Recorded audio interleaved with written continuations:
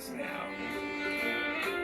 everybody, happy Friday. I'm Sophie Flay, and I'm Hannah Battah. Thank you for joining us on this finally Friday. I gotta say, I am loving the 2016 trend on social media. It's really fun to look back at people, like, example for you, like we kind of just met a few months ago, but now I'm getting a peek into what you were like 10 years ago. 10 years. And what's funny is when you think about 2016, it doesn't feel that far away. No. Then you see some of the pictures celebrities are posting, and it feels like a different planet, especially the people at ABC. Like, I love to see some of our anchors, some of our correspondents, what they were up to 10 years ago. It's really, really, everyone's getting in on the fun. Yes.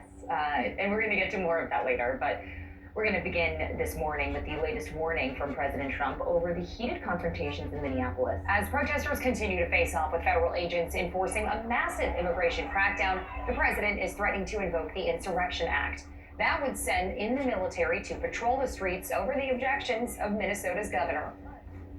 This morning, after nights of violent clashes between protesters and federal immigration agents, President Trump is threatening to invoke the Insurrection Act for the first time in more than 30 years. Trump saying if the corrupt politicians of Minnesota don't obey the law and stop the professional agitators and insurrectionists from attacking the patriots of ICE, who are only trying to do their job, I will institute the Insurrection Act. I think the president's Truth Social post spoke very loud and clear to Democrats across this country. The Insurrection Act allows Trump to deploy U.S. troops domestically. It was last used by President Bush in 1992 during the LA riots. Minnesota Governor Tim Walz saying, I am making a direct appeal to the president. Let's turn the temperature down, stop this campaign of retribution. This is not who we are. Demonstrations were calmer in Minneapolis overnight after the chaos Wednesday.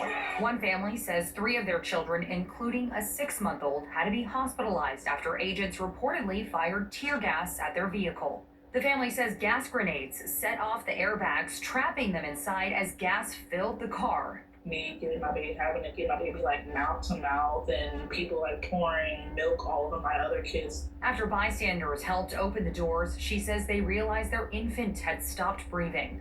She says she performed CPR to revive the baby. I thought I was dying, honestly, and the way I felt, I could imagine how my kids felt, because I'm a full-blown grown adult, so I just knew that it was even worse for them. All of this playing out more than a week after the fatal shooting of Renee Good by an immigration officer. Newly released records show Good suffered apparent gunshot wounds to the chest, forearm, and head. The state says federal authorities are blocking them from joining the investigation. Dozens of former assistant U.S. attorneys are now joining forces to push for cooperation between the feds and the state.